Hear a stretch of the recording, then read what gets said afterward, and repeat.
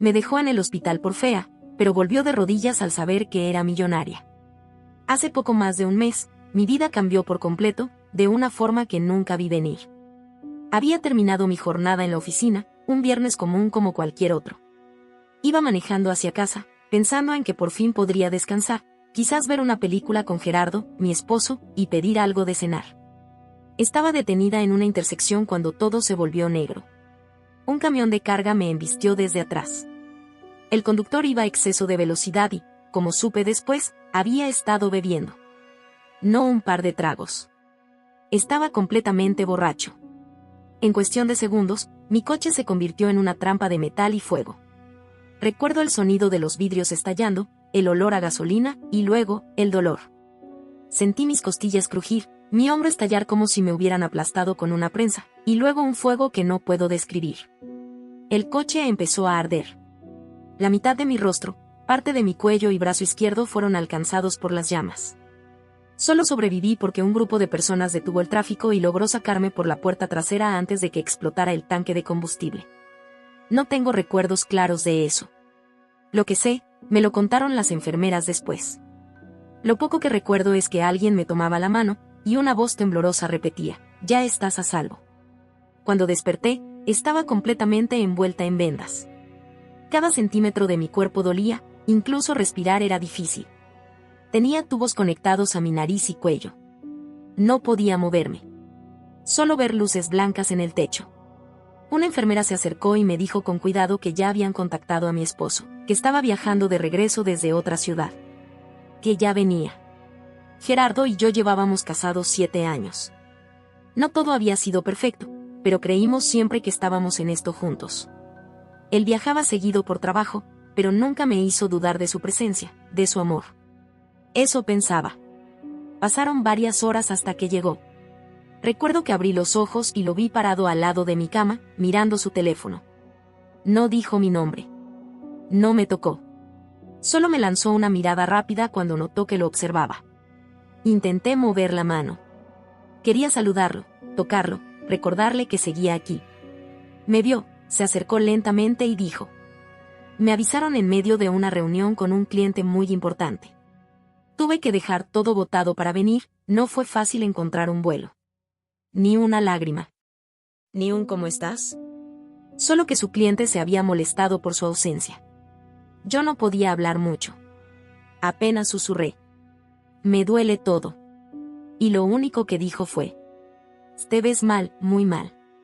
Esto va a tomar mucho tiempo en sanar». Eso fue todo. No hubo un «estoy aquí», no hubo un «te amo», ni siquiera una sonrisa forzada. Nada. Se sentó en una silla y volvió a mirar su celular. Los días siguientes fueron una tortura. El dolor físico era apenas soportable, pero el emocional era peor. Gerardo no volvió al hospital durante 3 días. Las enfermeras eran las únicas que me hablaban con dulzura, las únicas que me explicaban lo que ocurría y me calmaban cuando tenía ataques de pánico. Luego llegó el día en que me quitaron las vendas del rostro. El doctor me explicó que era necesario comenzar a evaluar el daño y que pronto me propondrían cirugías reconstructivas. Me advirtió que debía prepararme. Mi amiga Rebeca había querido acompañarme ese día, pero Gerardo, finalmente, decidió aparecer. Estaba sentado al fondo de la habitación, cruzado de brazos, con cara de fastidio. Cuando los vendajes comenzaron a caer, sentí un frío recorrerme todo el cuerpo. Sabía que me vería distinta, pero no estaba lista para lo que vería. Cuando por fin me entregaron un espejo, me tomó varios segundos atreverme a mirar. Y cuando lo hice, entendí todo. Las cicatrices bajaban desde la frente hasta la mejilla izquierda. La piel estaba rojiza, tirante, mal formada. Mi ceja había desaparecido. Mi ojo izquierdo apenas se abría. Lancé un sollozo ahogado. No podía seguir mirando. Cuando giré la cabeza buscando consuelo, encontré a Gerardo observándome con una mezcla de pena y asco. Lo único que se le ocurrió decir fue: «Y sí, está peor de lo que pensaba. Deberías empezar a buscar un cirujano plástico urgente». No pude responder. Sentí que todo el aire se me iba del cuerpo. ¿Eso era lo único que tenía para decirme? El personal médico salió dejándonos a solas. Entonces Gerardo bajó la voz y dijo: «Tu cara ya no es la misma». No sé cómo vamos a seguir así. Tuve que apretar las manos contra la sábana para no romper en llanto. No solo me dolía el rostro, me dolía su ausencia emocional, su incapacidad para estar a la altura de una situación humana, real, íntima. En los días siguientes, su presencia fue esporádica y silenciosa. No hablábamos. Apenas nos mirábamos. Yo intentaba convencerme de que estaba en shock, que no sabía cómo lidiar con todo esto. Que tal vez necesitaba tiempo. Ilusa. Hasta que una semana después, cuando ya me preparaba para el alta, volvió a aparecer con la expresión más seria que le había visto. Tenemos que hablar, dijo. Creí que iba a pedirme paciencia, que me diría que se estaba esforzando por aceptar la situación. Pero lo que me soltó fue otra cosa. Me fui del departamento. Ya me mudé. Lo estuve pensando mucho. No puedo seguir con esto. Quiero el divorcio. No me salían las palabras. Solo lo miré. Apenas podía pararme sola, y él me estaba abandonando en una cama de hospital. ¿De qué estás hablando? Logré decir. ¿Me estás dejando, así? No firmé para esto, Luciana. No puedo vivir viendo esa cara el resto de mi vida. Es demasiado para mí. No pude creerlo. Literalmente, no podía creerlo. No porque no lo esperara en el fondo, sino porque escuchar esas palabras saliendo de la boca de alguien que alguna vez dijo amarme fue una puñalada. Le respondí con una frialdad que ni yo sabía que tenía dentro. Entonces vete. Porque yo tampoco quiero pasar mi vida con alguien como tú. Mejor que esto termine aquí. Él asintió. Ni una disculpa, ni una lágrima. Me dijo que resolvería lo del abogado y que ya me llegaría la notificación. También que debía buscar la forma de volver a casa porque no tenía cómo llevarme. Y se fue. Así de simple. Llamé a Rebeca. Ella y su esposo Mauricio llegaron ese mismo día, sin pensarlo 2 veces. Me ayudaron a salir del hospital, me llevaron a casa, me hicieron la cena y se quedaron conmigo los primeros días. No sé cómo habría hecho sin ellos. Desde entonces han pasado más de 3 meses. Todavía tengo momentos en los que me despierto llorando. Pero también tengo días en los que me siento fuerte. Cada cicatriz que cargo me recuerda que sobreviví. Que sigo aquí. Que lo perdí todo, menos mi dignidad. Y eso, Gerardo, nunca me lo podrá quitar. Después de instalarme nuevamente en el departamento, el mismo que compartí con Gerardo durante años, lo primero que sentí fue un silencio denso. A pesar de que ya no estaba en el hospital, me seguía sintiendo completamente sola. Las noches eran las peores. Me despertaba con pesadillas en las que el fuego volvía, en las que mi cuerpo ardía una y otra vez y no podía moverme, gritar, ni escapar. Y luego despertaba, empapada en sudor, con el rostro palpitando por las cicatrices frescas. Y la cama vacía a mi lado. A veces me preguntaba si era más doloroso haber sobrevivido al accidente o haber sido abandonada en ese estado. La recuperación fue lenta. Me bañaba con ayuda. Tenía que aplicar cremas, tomar medicamentos, recibir curaciones en clínicas especializadas. Todo lo hacía Rebeca conmigo. Esa mujer fue más hermana que cualquier otra cosa en esos meses. El único mensaje que recibí de Gerardo fue uno frío, como escrito por un abogado. He comenzado el trámite de divorcio. Te llegará la documentación pronto. Espero que podamos resolver esto de manera civilizada. Nada más. Ni un ¿cómo estás?, ni un lo siento. No esperaba otra cosa, sinceramente. Durante ese tiempo, mis médicos comenzaron a hablarme de una cirugía reconstructiva. Me explicaron que aún era pronto, pero que estábamos en el camino correcto. Me dijeron que, si todo salía bien, el procedimiento reduciría considerablemente las marcas en mi rostro. No desaparecerían, claro. Pero podría volver a verme al espejo sin romperme por dentro. Cuando llegó el día de la evaluación final, los doctores fueron más optimistas de lo que esperaba. Me programaron para la cirugía en un plazo de 2 meses. No era solo un cambio físico, era la esperanza de volver a habitar mi cuerpo sin sentirme una extraña en él. Al mismo tiempo, mi abogado había comenzado el proceso legal contra el conductor del camión y contra la empresa para la que trabajaba. Él, el conductor, estaba enfrentando cargos criminales, pero además, la empresa tenía responsabilidad civil por permitir que un hombre con antecedentes de conducción bajo efecto del alcohol siguiera trabajando con ellos. Mi abogado se enfocó en los daños físicos, psicológicos, los gastos médicos, la pérdida temporal de independencia y el trauma. Nunca en mi vida había pensado en demandar a alguien. Pero esto no se trataba solo de mí, se trataba de que algo así no le pase a otra persona. Y entonces, después de semanas de reuniones, pruebas, declaraciones y todo lo que implica un proceso legal, recibí una llamada. Una que me dejó sin palabras. Era mi abogado. Y Luciana, la empresa ha ofrecido un acuerdo. ¿Qué tipo de acuerdo? $2 millones. Quieren evitar que esto llegue a juicio. Me quedé en silencio por varios segundos. Lo siguiente que dije fue casi un susurro. ¿2 millones? Sí. Y si aceptas, podrías tener acceso al dinero en menos de 2 meses. Esto cubre todos tus gastos médicos actuales y futuros, daños, y evita que tengas que pasar por un juicio largo y doloroso. Me temblaban las manos. No lo podía creer. Por un momento, sentí culpa. Como si recibir esa compensación fuera demasiado. Pero luego recordé los gritos, el fuego, las noches sin dormir, los puntos de sutura, las quemaduras, los días sin caminar, y la cara de Gerardo diciéndome que no podía vivir con alguien tan fea. Ese dinero no era un regalo. Era justicia. Y fue entonces cuando el universo decidió hacer de las suyas. Una semana después de que aceptamos el acuerdo, Gerardo reapareció. Me escribió. Luego me llamó. Luego me escribió de nuevo. Al principio, ignoré los mensajes. Pero luego leí uno que decía: Luciana, cometí un error. Te extraño. ¿Podemos hablar, por favor? Me dio risa. No una risa alegre. Una amarga. Me quedé mirando el mensaje por un rato antes de bloquear su número. Pero no sirvió. Me escribió desde otro número. Luego otro más. Eventualmente le contesté, no sé por qué. Quizás por curiosidad. Quizás porque parte de mí necesitaba escucharlo arrastrarse. Nos vimos en una cafetería. Lo vi entrar con su cara de niño bueno, con una camisa que sabía que a mí me gustaba. Me miró como si el mundo no se hubiera desmoronado entre nosotros. Yo llevaba lentes oscuros, no porque tuviera vergüenza, sino porque era mediodía y el sol me lastimaba los ojos por una de las cicatrices. Aparte, no quería que viera mis ojos en los primeros 5 segundos. No se merecía eso. Cuando me senté, no me dijo ni hola. Solo empezó con su discurso. He estado pensando mucho en todo, y creo que me equivoqué. Me dejé llevar por el impacto. No supe cómo manejarlo, me asusté.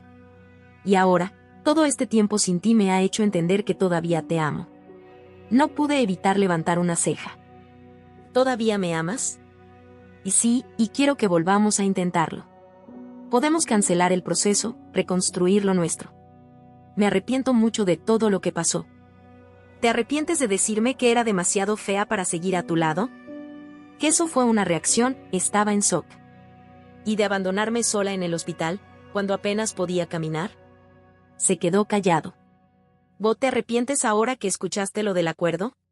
Su cara cambió. Fue mínimo, casi imperceptible. Pero lo noté. No lo negó. ¿No dijo de qué acuerdo hablas? Solo apretó los labios. No estoy detrás de eso, dijo finalmente. Solo quiero que seamos felices de nuevo. No dije nada. No le creí. Ni un poco. Me levanté. Dejé una moneda en la mesa, ni siquiera por la bebida, por el show. No necesito que me quieras. Ya aprendí a quererme sola. Y ese dinero, por si te lo preguntabas, es para alguien que sobrevivió al infierno, no para que tú te compres una segunda oportunidad. Y me fui. Mi abogado estuvo de acuerdo con algo que yo también ya sentía, que no había necesidad de dejarlo ir con las manos vacías. No por el dinero. Por el principio. Por lo que hizo. Por lo que no hizo. Ahora vamos por todo. Porque aunque no necesito ni un peso más, me debo a mí misma cerrar esta historia con dignidad. Con justicia. Y con él fuera de mi vida. Después de ese encuentro en la cafetería con Gerardo, algo dentro de mí terminó de romperse, o quizás de fortalecerse. Ya no lo dudaba. No había nada por salvar. Él no era una pérdida. Era una advertencia de lo que no merecía. Lo bloqueé de nuevo, esta vez de todos lados. Número, correos, redes. Incluso hablé con mi abogado para que, de ser posible, toda la comunicación restante del divorcio pasara por su despacho. Él entendió perfectamente. No era la primera vez que lidiaba con hombres así. Por primera vez en mucho tiempo, empecé a dormir sin miedo a recibir un mensaje que desestabilizara mi día. Aún tenía pesadillas, sí, pero ya no incluían a Gerardo alejándose mientras ardía todo a mi alrededor. Era un avance. Mi rutina se centraba en curarme, física y emocionalmente. Tenía fisioterapia 3 veces por semana, terapia psicológica 2 veces, y comencé a hacer caminatas cortas al atardecer. El aire me dolía en la piel, pero el sol me daba algo parecido a consuelo.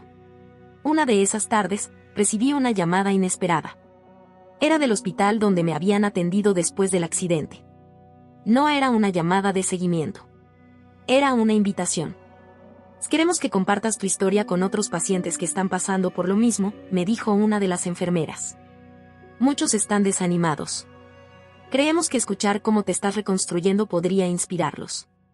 No supe qué responder al principio. Siempre fui una persona reservada. Pero después de colgar, estuve toda la noche pensando en ello. No por ego, sino por la oportunidad de que algo tan devastador sirviera para algo bueno. Acepté. Volví al hospital por primera vez desde que me fui en silla de ruedas y con el alma hecha pedazos. Volví caminando.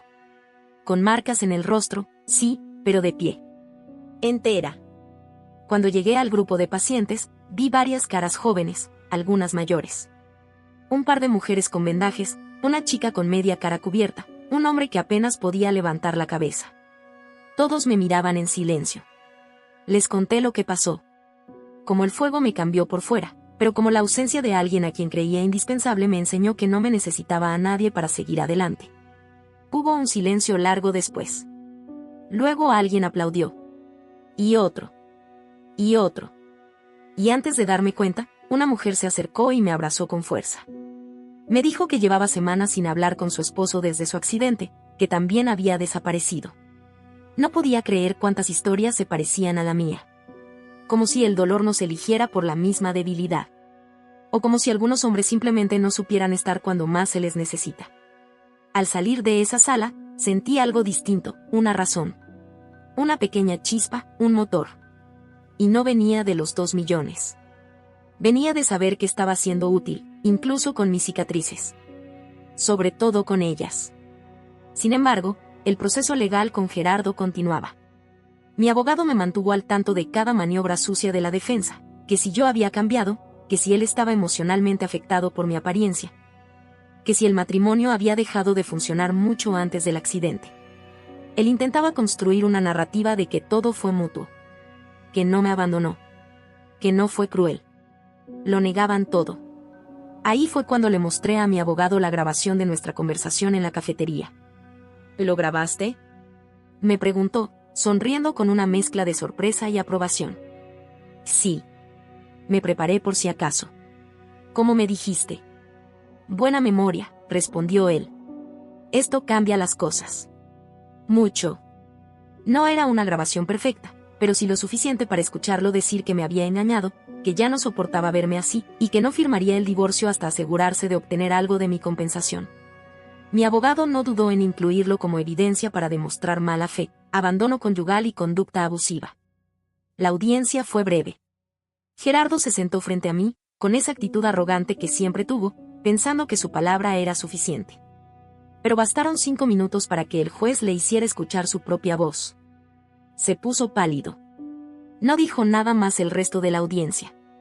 El juez no solo le negó cualquier derecho sobre mi compensación, que era mía, personal, por lesiones y daños, sino que me otorgó un porcentaje mayor sobre la venta de la casa y bienes comunes, en compensación por su conducta. Gerardo ni siquiera apeló.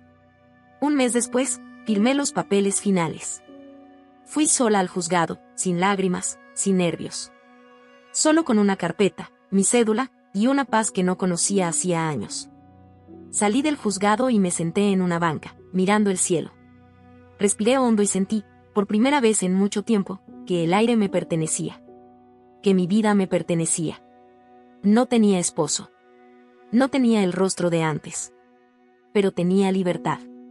Y 2 millones de razones para rehacerme a mi manera. Tras firmar los papeles y salir del juzgado, mi primer impulso fue llamar a mi amiga Mónica, la misma que me había llevado a casa desde el hospital.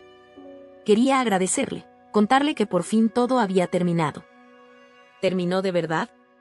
Y me preguntó, ¿ya estás libre de ese imbécil? Sí, le dije.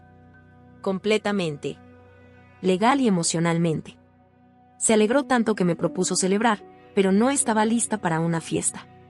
Le dije que sí a un café tranquilo. Lo compartimos entre risas, recordando anécdotas absurdas de los primeros años de mi relación con Gerardo. Cosas que en su momento parecían normales y ahora me parecían señales gigantescas que decidí ignorar. Días después, fui a revisar los movimientos del fideicomiso donde estaba mi compensación. Todo seguía seguro, tal como lo había estructurado el asesor financiero que contraté tras el divorcio. Él mismo me repitió por enésima vez: lo importante no es cuánto tienes, sino cuánto te dura. Y si sigues así, esto puede durarte toda la vida. Eso me tranquilizaba, pero no dejaba de pensar en cómo había cambiado mi relación con el dinero. Antes, mi preocupación era sobrevivir, pagar cuentas, tener algo de ahorro. Ahora, el dinero era mi escudo. No necesitaba de nadie. Y esa seguridad era nueva, incómoda y poderosa a la vez. Pero el dinero no era lo único que había cambiado. Yo también. Decidí hacer una lista de cosas que siempre quise hacer y que había postergado por años. Lo llamé mi lista de la piel nueva, porque sentía que después del accidente, ya no tenía la piel de antes. Era otra. Literal y simbólicamente. Una de esas cosas era viajar sola. Había soñado con ver el mar desde un balcón, leer un libro entero en una hamaca, caminar sin rumbo por una ciudad donde nadie me conociera. Y así lo hice. Fui a Cartagena. Me alquilé un pequeño apartamento con vista al mar y pasé allí 3 semanas. Al principio, me sentía insegura. Todavía usaba bufandas para cubrir las cicatrices del cuello y sombreros grandes que me dieran sombra. Pero un día olvidé la bufanda. Salí sin ella y nadie me miró diferente. Y si alguien lo hizo, no me importó. Esa noche caminé por la playa y sentí la arena fría en los pies. Recordé la primera vez que fui a la playa con Gerardo, cuando aún no sabíamos quién era el otro. Cuando aún fingíamos amor y paciencia. Y ahí, en medio de la brisa, solté un suspiro tan hondo que sentí que se llevó algo más que aire. Fue la primera vez que sentí que lo había soltado de verdad. Después de ese viaje, regresé a casa con una nueva claridad. Quería hacer algo con lo que me había pasado. No solo contarlo, sino usarlo para algo. Así que empecé a escribir. Cada noche escribía un poco. A veces una página, a veces solo un párrafo. Sobre el dolor, la rabia, la cicatriz que no se ve, la esperanza. Y de pronto tenía un pequeño manuscrito. Se lo mostré a una editora amiga de Mónica y, para mi sorpresa, se interesó. Me pidió que trabajáramos juntas en pulirlo. No tenía idea si algún día eso sería un libro, pero lo estaba haciendo.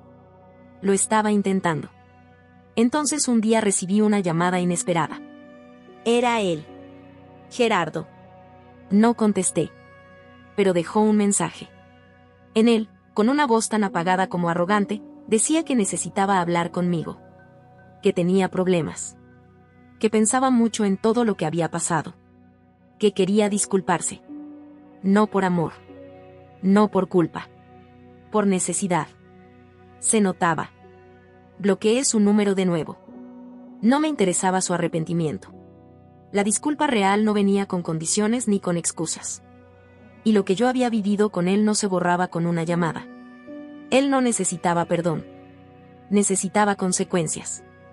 Una semana más tarde me enteré por terceros que su departamento se había incendiado. No hubo víctimas. Solo pérdidas materiales. Pero el chisme venía acompañado de risas irónicas entre conocidos. Al parecer, no tenía seguro. Decían que ahora dormía en casa de un amigo, que su nuevo trabajo no le daba para alquilar algo solo. No me alegré. No me reí. Pero tampoco sentí pena. Solo pensé que, de alguna manera, el universo sabía hacer su trabajo. Lo que uno siembra, cosecha. Y él había sembrado egoísmo, desprecio, abandono. ¿Qué más esperaba? Mientras tanto, yo seguía en pie. Con mis cicatrices y mi fuerza. Con mi nueva vida. Con mi historia convirtiéndose en palabras. Y aunque aún tenía miedo algunas noches, ya no era miedo a perder. Era miedo a dejar de crecer. Poco tiempo después, mientras seguía trabajando en el manuscrito con la editora, recibí una invitación a dar una charla en un centro de rehabilitación. Había alguien allí que conocía mi historia, una enfermera que me atendió durante los primeros días en el hospital, y pensó que podía aportar algo a los pacientes que estaban atravesando procesos similares. Al principio, dudé. ¿Qué podía decir yo que pudiera ayudarles? ¿Qué podía aportar más allá de una historia llena de dolor y cicatrices? Pero luego recordé cuánto me había ayudado escuchar voces amables mientras estaba en esa cama, cuando no podía ni moverme. Recordé que no siempre es necesario decir algo brillante. A veces basta con estar. Con mirar de frente y decir yo también sobreviví a algo. Así que fui. Entré a esa sala donde había una docena de personas con muletas, sillas de ruedas, quemaduras en las manos, en la cara, con la mirada quebrada. Me temblaba la voz al principio, pero luego hablé. Les conté mi historia. Sin adornos. Sin drama. Con la calma de quien ya no sangra, pero todavía tiene las marcas. Cuando terminé, una mujer joven se acercó y me abrazó. Me dijo que llevaba semanas sintiéndose como un monstruo, que no se había mirado al espejo desde su accidente, y que escucharme le había hecho sentir que tal vez, solo tal vez, algún día podría volver a sentirse como persona. Ese momento me marcó. No era el dinero.